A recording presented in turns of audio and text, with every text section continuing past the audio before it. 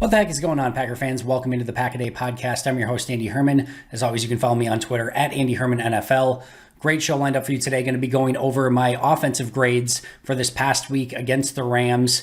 Obviously, I had a great opportunity to talk to Mike Wall yesterday. If you haven't had the opportunity to check that out, make sure to do so. We broke down a lot of the offensive line, and I think his thought process on how Green Bay played in that game is super valuable. So make sure to check that out. With that said, I want to start off by going over the offensive line today because I tried writing about this in my article this week, which make sure to check out over on Packer Report. You'll get my full grades, not just the top grades and bottom grades. You'll get everyone, and then it, of course, tabulates through the course of the season, so you can see who's doing well, who's doing poorly, and everyone in between, of course. But I started my article off this week talking about the offensive line, and I wanted to tell sort of the story of this game and how it's really difficult to kind of judge the offensive line, especially based on expectations going into the game. So what I mean by that is we know the Rams front is really, really good. And of course, Aaron Donald is arguably the greatest interior defensive lineman of all time in his prime. You've got Leonard Floyd and Von Miller on the outside. Agbo Okoronkwo is no slouch. It's just a very good defensive front, right? Meanwhile, Bakhtiari, Jenkins, Myers, all out for Green Bay. And, Green Bay's trying to make do with what they have for the time being. Going into that game, I think we all would have expected that this was a major mismatch in favor of the Rams, and we would have expected the Rams to get a lot of pressure and maybe it to be really difficult to run the football. And then I think we get out of the game, and of course, Green Bay puts up 30-plus points. They win the game. You look at the stat sheet, Rodgers throws 45 times, 1 sack, 0 yards, and you're like, okay, Green Bay just faced one of the best defensive fronts in all of football, arguably the best defensive front in all of football, with a completely makeshift offensive line, missing their 2 best offensive linemen and their starting center, and they got out of there. And they got a win, and a good win against a good team, and you feel pretty good about it. But one of the things that I want to do with this every single week is tell you the good, the bad, and the ugly, what's trending well, what's trending poorly, so that, obviously, and again, I'm not always going to be right. There's going to be things that I get wrong, no question about it.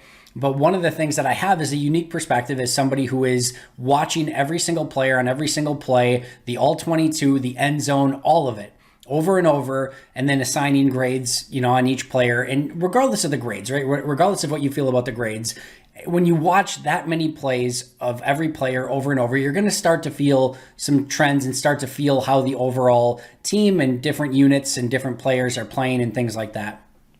And what I got out of this week, and I kind of talked about this with Rachel earlier in the week and with Mike Wall yesterday, is I thought the offensive line really, really struggled in this game. Like, really struggled. I didn't think they got anything opened up for A.J. Dillon or Aaron Jones in the run game.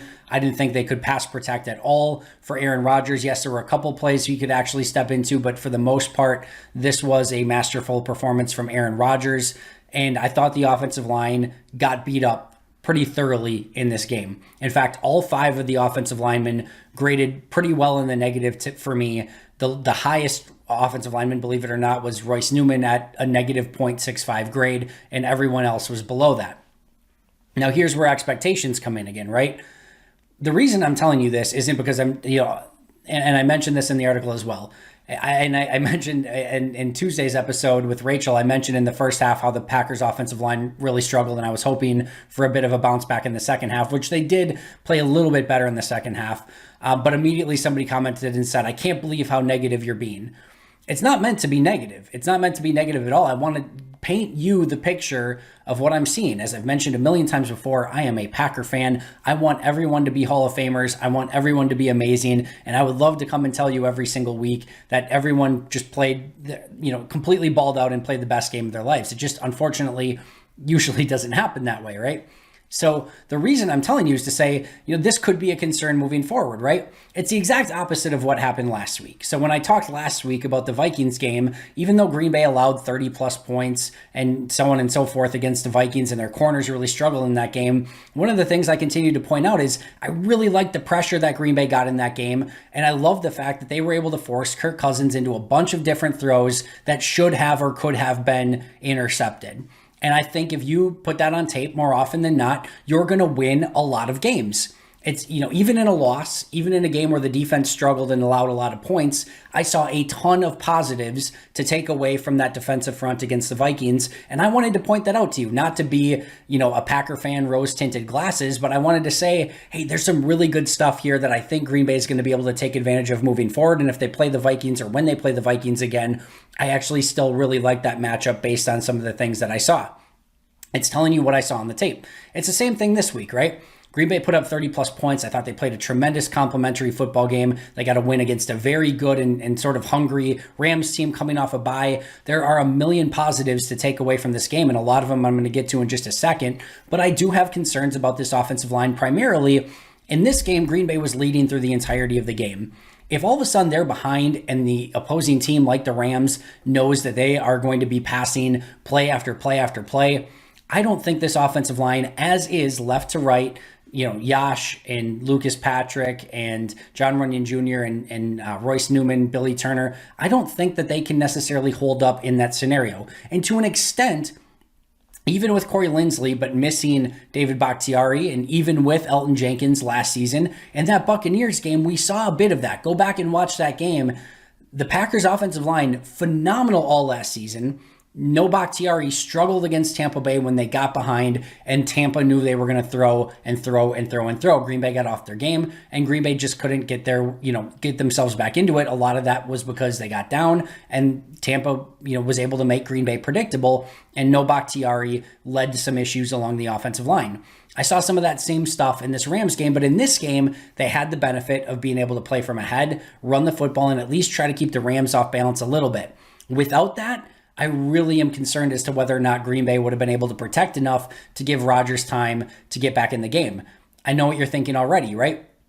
Well, Andy, come playoff time, the hope is that Bakhtiari and maybe even Myers will be back by that point. And yes, absolutely, that's the hope. And if Bakhtiari is Bakhtiari and Myers is back in at center, and you go Bakhtiari, Runyon, Myers, and then either Patrick or Newman at right guard with Billy Turner at right tackle, I feel pretty darn good about that offensive line, especially the way that Aaron Rodgers is playing right now. No two ways about it.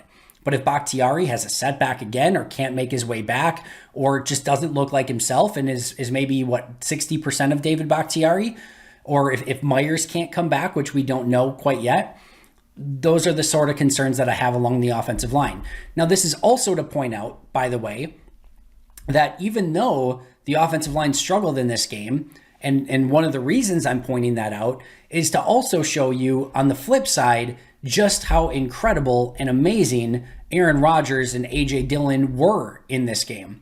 And Mike and I talked about it quite a bit yesterday, so I'm not going to go into a ton of detail here with Rodgers, but his ability to get rid of the football, avoid sacks, know what to do pre-snap, know what to do post-snap, get the ball out of his hands, the ability for the receivers to win quickly so Rodgers could get the ball out of his hands. The game plan was great. All of that was near perfect.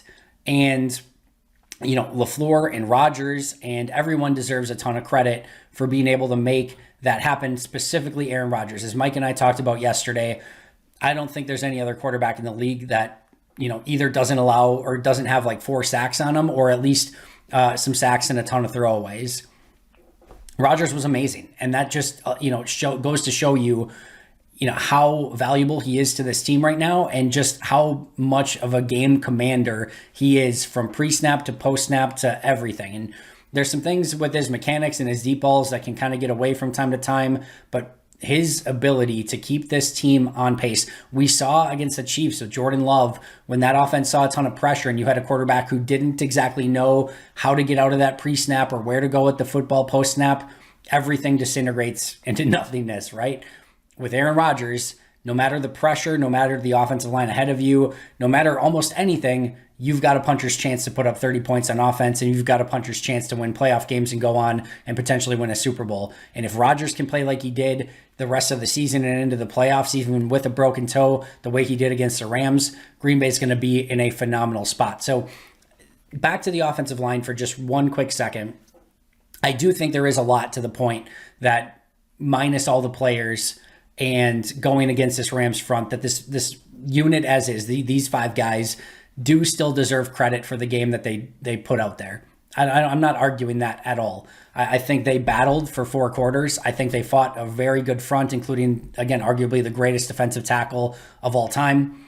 And they were able to get out of that game with a win. And a lot of that is because of how an offensive line missing Myers and Bakhtiari and Elton Jenkins was able to, really kind of mold together and become, good enough to get through that game with a victory. And Adam Stenavich and the 5 guys on that line all deserve credit. Was it perfect? No. Did they allow a lot of pressure? Yes. Was there much room to run for Dillon and Jones? No. Does that offensive line need to be much better moving forward? Yes. But they're not going to face that line again unless they face the Rams in the playoffs. They're not going to face another team with a line quite like that unless they face the Rams in the playoffs. And I do think Adam Stenavich will be able to get some of these players performing at even a higher level. And again, hopefully you get Bakhtiari and Myers back at some point going into the postseason.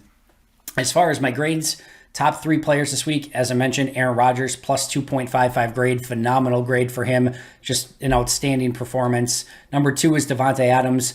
Do not take his performance for granted. It seems like 8 catches, 100 yards, no touchdowns is just, you're yawning, right? When it's Davante Adams, it's just expected for him, but he was so fantastic in this game, and his ability to, the best play is Jalen Ramsey basically knowing, or at least having a really good assumption based on where Adams was lined up in the slot and the down and distance, that Adams was probably running a slant, jams him, gets him in the face, illegal hands to the face penalty.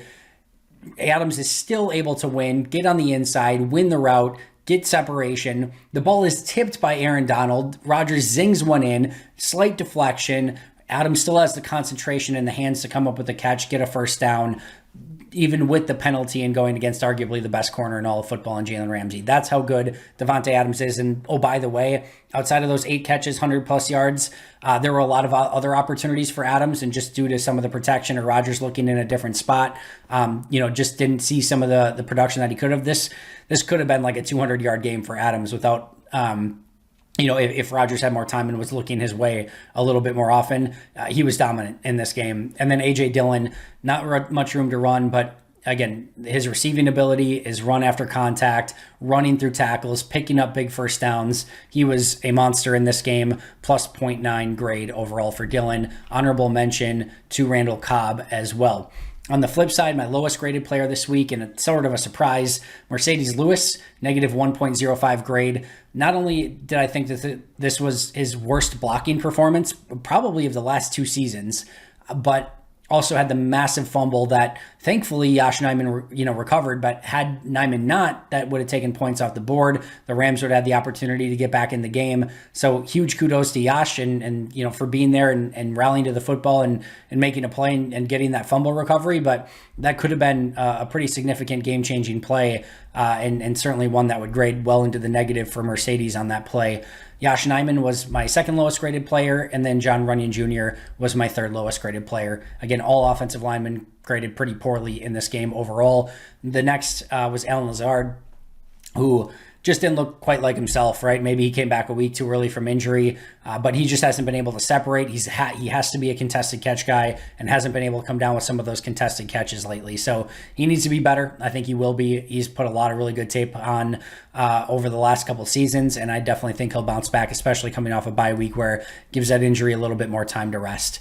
That's going to do it for me today. Again, not meaning to be negative on, with the offensive line or anything. Just want to show you what I'm seeing and saying there could be some issues with this line moving forward. They still need to improve, and hopefully Green Bay can get back Bakhtiari and Myers and get back to playing at a pretty high level, which they certainly have the capability of doing. And there's no coach on this team that I trust more than Adam Stenavich. Thanks so much for watching. Always appreciate it. I'll be right back here tomorrow. But until next time, and as always, go Pack Go.